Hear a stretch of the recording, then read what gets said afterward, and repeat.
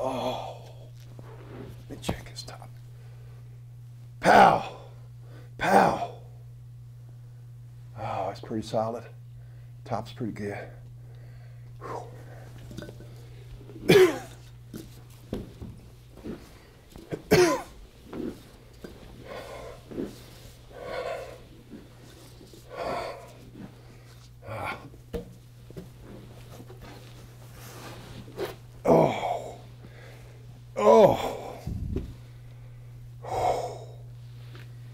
Dinner hole at last. Oh, it feels so good to stand and stretch my back like normal folks. Oh, it feels good. Get rid of these knee pads for a few minutes. Them straps are killing the back of my legs. Gosh.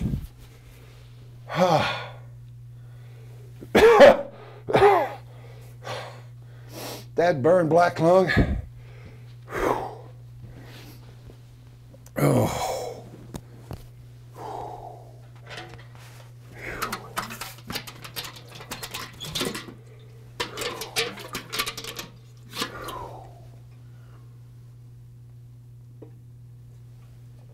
Oh. Man, that feels good.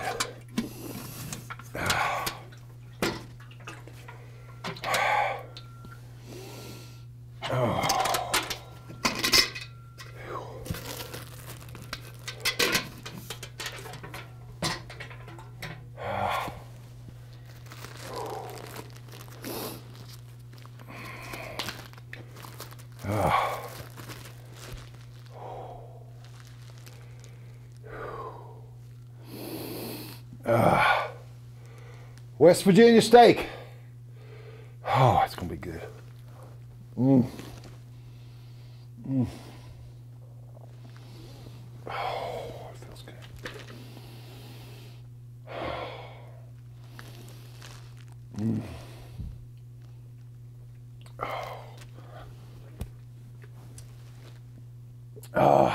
Hey, you rats. I ain't forgot about you. Here you go, Miss Wilma. There you go. Mr. Fats, give you a little bit more. Little Delbert. There you go, buddy. I'll give you another one.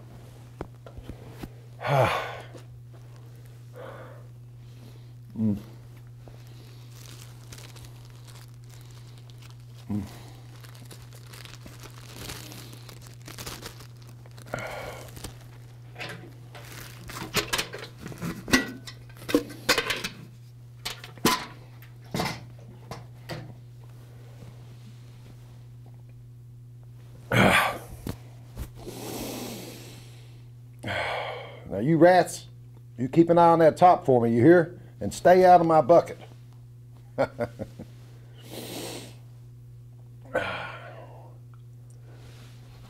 Evening, y'all. They call me Powerhouse after my daddy, and I'm a third-generation coal miner. I'm here to bring you personal stories from inside the heart of our great Appalachian coal fields. Now, what with all these disasters going on here lately, Upper Big Branch, almost 30 men killed, Sago, Aracoma, and here the last couple of months, 4 miners killed here in West Virginia. People are right curious about what's going on down there in them coal mines. Myself, having worked down there about all my life, I might just have a story or two for you. Brothers, sisters, you better pack a lunch because I got a whole dad-burned bucket full of them. Let me tell you where I'm at. I'm working at a coal mines in McDowell County, West Virginia. This mine's been working here about 80 years, 50 square miles underground, and about all the sections we work on are 10 miles underground. Well, that's where I'm at right now. I'm on a low section. I've been crawling for about 2 football field lengths to get from where my machine is down to the dinner hole. And in this dinner hole, some old rock fell out, and we cleaned it up and put some roof bolts in it and put some timbers in it. And now we can come down here and stand and talk to each other and stretch your back. This is the heartbeat of the section. This is where we keep our 8-foot stretcher board for emergencies, you know, or extra water, first aid kit, and that sort of stuff. But anyway, I've crawled down here to eat my lunch, and I want to tell you a story. I'm 60 years old now, but in my 8th year of coal mining, I was 28 years old. And I was working, I just got on the day shift. I'd been on the hoot owl and just got on the day shift, and I was a roof bolter. I drilled holes in the top. When the coal continuous mining machine would come into this new place and take a cut 25 feet by 25 feet, and whatever the height was, between 30 inches and 12 feet. I've worked in low coal and high coal. Right now I'm in low coal. But anyway, my job is to come in once they leave that place and it's all unsecured top. My job is to come in and drill holes every 4 foot apart or less and put up 4 or 5 foot metal roof bolts to secure the top. Then we put timbers along the sides of the entries too. But that's my job, the most dangerous job in the coal mines, but it pays top dollar. And that's what I liked. Got on the day shift, and I was working up there with my buddy Bosco. They put 2 men on the bolt machine, 2 men on the continuous miner, operators and helpers. We have 2 shuttle car operators, kind of like trucks, haul about 8 ton at a pop, alternating turns going up to the miner. We call them buggies. Have a scoop operator with a big old dipper on it to haul supplies and just clean up the entries a little bit. Normally about 7 men on a crew, and a section boss, of course. But I got on this day shift crew, and we was up on this section called Top of 7 Rock Cliff. And our top was about 42 inches high, I guess. You could duck walk. Wherever you went to, you had to duck walk, but you didn't have to crawl, which was good. It took me about 2 weeks to get used to it. My back hurt like crazy, and then I loved it. Absolutely loved it. But anyway, we was loading coal. And after my 3rd year underground, I went one summer and took my bossing classes and took the bossing test and made where I could be a section boss or a union fire boss. And they knew it, and anytime they needed somebody to stay with some men, sometimes they would ask me, and I got a lot of overtime from doing this stuff. So that's pretty cool. But at the end of the day, the boss come around. He said, man, I need somebody to work over. I can't stay over today with you. I need you to stay over because you got your papers, and I've asked the other members of the crew, and they but one other person to stay over, and that's Slim. He's a fill-in miner operator. Our miner operator's got the flu or something, been off about a week. But old Slim's up here. Let me tell you about Slim. Oh, Slim's about 6'4". Slim, of course, chews tobacco, a little tiny smile always on his face. Great, brave miner operator. Goodness gracious. And fast, that's what they like. And the boss said, well, Slim said he'd stay over with you. I said, okay, that's fine. I like Slim. One thing about Slim, Slim was hard of hearing. Couldn't hardly hear nothing. I said, okay, so we go down to the dinner hole, which was right beside the track. And we sat down a minute, and we still got some coffee left. We get us a little half a cup of coffee. The men are loading up in a portable man trip bus that holds about 8 men. It's on rails, you know. And we sit down there a minute, drinks a little smidge of the coffee.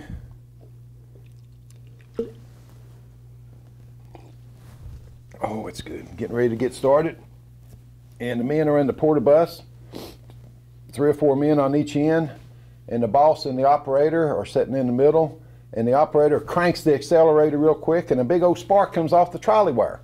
Trolley wire is what powers the juice for this thing. And I threw my hand up like that, but nothing happened. I said, and they took off, waved at him, they took off. You know, Slim, one time when I was on the hoot owl running the buggy, the other buggy had just come down the tunnel from the continuous miner and went down the other way to the belt line, and I did hit the accelerators, getting ready to swing out on this rubber-tired buggy, and about 2 seconds before I was getting ready to come out into the entry, whoom, a big old fireball come right down that entry. Methane gas ignited. 2 more seconds and I would have been right in that mess. 2 more seconds. Gosh, I heard if you get yourself caught in a methane explosion, it'll burn all the skin off your body, eyeballs out of your sockets, and you might even be body parts. Gosh. He said, somebody's watching over you, fella. I said, yeah, I've been blessed at times, Slim. But listen, man, I've been up here boating for a few weeks now, never had any trouble. I can boat down there by myself. I know we're supposed to be two on it, but I can go down there by myself and boat, and you go on the other side of the section and take the scoop and get up a bunch of supplies, rock dust and timbers and whatever you need to do. You take care of that end, and I'll drive down through there with my machine, and I'll get down there and boat, and we'll get done, and we'll get out of here a little bit quicker. I know we in here making overtime, but we still get out of here quicker. This overtime helps with paying that company store debt. He said, yeah, I owe the company store too. I said, yeah, I do too. He said, okay, but you be careful, Powerhouse. Rooster, the buggy man, said today that one of the ribs fell off the tunnels and killed a bunch of rats. I said, oh, I'll be all right, Slim. Here recently, they started putting these canopies, these metal canopies, over top of these drift boat machines. He said, man, I got me a metal canopy. It weighs about 800 pounds. If the top falls, it'll catch it. I'll be all right. I'll check for gas. Everything's good, Slim. You do your thing, and I'll do mine, and we'll get out of here in about an hour and a half, 2 hours, 2.5 hours, something like that. I said, okay, all right. You take care of yourself. I'll see you later in the shift. I said, okay, Slim. So he goes one way, and I get on my machine, and I tram it I have some supplies I put on it, and I tram it almost 1,000 foot down to where the face is. You know, we call our working places the face. Call our sides the ribs. Sometimes the top will swag down. We say it bellies down after a person, you know. But I get down there, and it's good. I get down there, and I stop my machine right before I get to the unbolted top. I'll take out my hammer, and I peck the top. Oh, that's solid, man. That's good. And I'll take out my methane spotter, and I test for methane. You got to check methane at the very top of the place. So I did. Wasn't nothing there. Then I even took my possum light off of the shuttle car, and I put it up there. And I put it up high and look for, you know, if it pulls a flame up blue at the top, you got methane gas.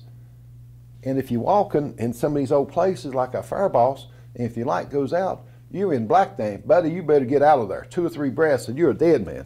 So everything looked good.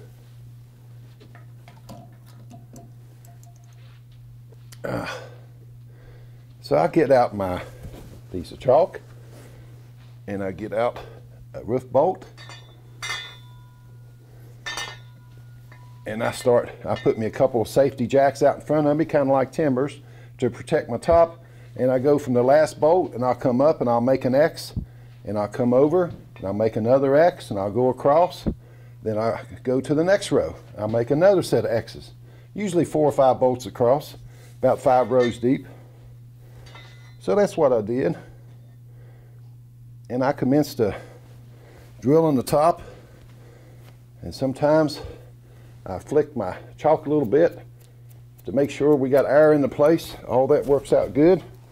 And then I get out my bolt machine, my drill steel, and I turn it on, and I tram up to these places, and I start drilling the spins, and I drill holes in the top.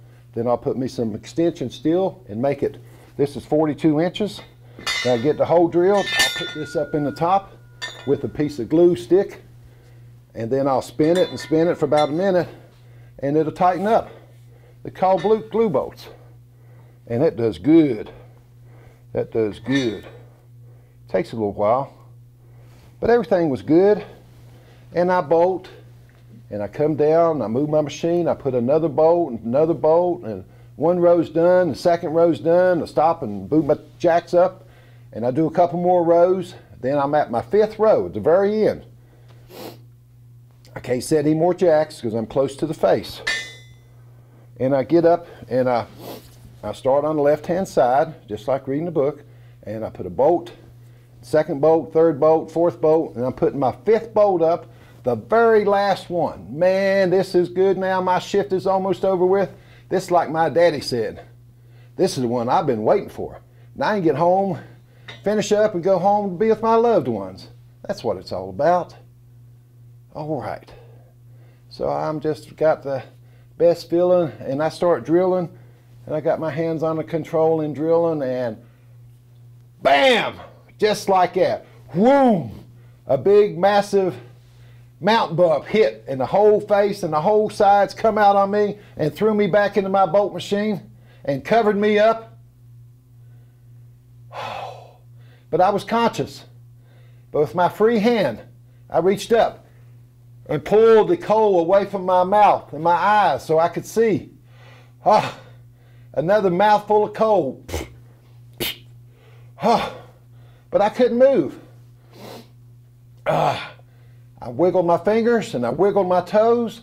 Ain't nothing broke. I can get out of this. I've been in worse fixes than this. And I started pulling a little bit, but I couldn't get loose. And then I heard it. My head was jammed in between this 800-pound canopy over my head and the metal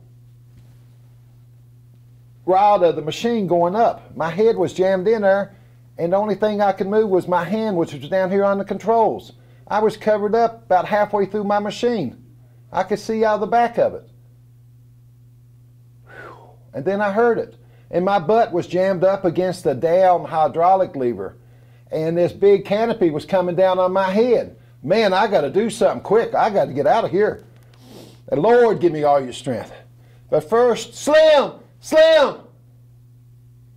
Slim! Slim can't hear me. Slim can't hear a lick. And my head was caught tighter than a tick in a dog's ear. Lord, help me, Jesus. Jesus, give me all your strength. I pulled and I tugged, and I hadn't moved an inch. Oh, Lordy. Slim! Slim!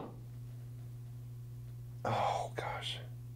I reached up with my hand to my light and turned it off and listened. Nothing. No Slim. All I could hear is the water dripping off the top. The old pungent smell of the old coal mines and the wind flapping against the sides of the tunnel. Oh, Lordy. I'm getting ready to die in this old West Virginia coal mines, and there ain't nothing I can do about it. Slim! Here it comes down again. Oh, Lordy. Please, sweet Jesus, take care of my pregnant wife and her 2 small children. Yea, though I walk through the valley of the shadow of death, I will fear no evil, for thou art with me. Thy rod and thy staff, they comfort me. My cup runneth over. I will dwell in the house of the Lord forever. Amen. And I opened my eyes, and I looked way up the entry, 1,000 feet away, and I saw a flicker of light. Slim! Slim! I reached up with my free hand and got my light and turned it back on and got the back of it loose and pulled it loose from my hat, and I started doing this up the entry. Look, Slim, look, hurry, man. And in just a few seconds, Slim came around that corner and looked down towards me, and I started doing the old miner signal, means to come here. And I did it rather quickly, means emergency, come here. And here come old Slim, just a buck chucking down that 1,000-foot slope, 6'4", 42-inch coal. Hurry, Slim, but don't fall, man, hurry. He comes down through there, finally gets down to where I'm at. The top is popping and cracking like crazy. He gets down close to where I'm at. I said, Slim, don't come in here. It's dangerous. It's getting ready to fall. He looks at the situation. He grabs a timber that's laying on the rib and jams it in between that canopy coming down on my head and that metal rod and blocks it and stops it. Thank you, Lord Jesus. I'm rescued. Slim, get out of here. It's getting ready to fall. He just looks at me. You wouldn't leave me, would you? He just grins and gets a pick and a shovel off the back of the machine and comes around there and commences to digging me out. The top popping like crazy, dripping. He gets me loose and I wiggle out. He helps me a little bit. and we take off. I'm crawling, half duck walking, all up the entry, a couple hundred feet, and we look back at the bolt machine, and it is popping and cracking like crazy. Oh, Slim just looks at me, and we stop, and I put out my hand to shake his hand and thank him for saving my life. He looks at me and grins and spits. You sure are one lucky fella. And we both point up to the good Lord above. That's my story of Slim. But you know now the rest of the story. These coal miners, these salt of the earth people, back in the 20s, my grandfather worked on a mountain farm on the border of Western Carolina and Virginia. And they come up here, stayed with an uncle for a little while, then he brought his family up. Dad was 7 years old. They worked in the coal mines in Mercer County down around McComas, lived in this old coal shanty. 7 kids. And he was in there trying to work with pneumonia in a water hole. And Dad would walk him to work and walk him home every day, and he was 7 years old. And one evening he saw his daddy being carried out by the men. They took him down to the old coal shanty, put him in the old bedroom. Dad stood outside the door. They told him later in the evening, your daddy's dead. Oh gosh. What to do? The mommy in a strange place, strange people, no welfare system, 7 young'uns. Big Mommy, they called her. But you know, nobody starved. She is a real American hero. What, shortly too long after that, she married a worker that was another hand loader. And later on, they was to have 2 more children. But it was still tough. It was right at the beginning of Hoover times. Gosh. Dad told me he worked for a guy for a dime all day hoeing corn and then got beat out of the dime. Told me the only reason he got to go to 5th grade, a kind teacher bought him a pair of shoes. And he would walk out of the holler 3 miles down to the main line where they had these steam locomotives pulling freight cars and see whole families on top of these cars going from place to place to find work.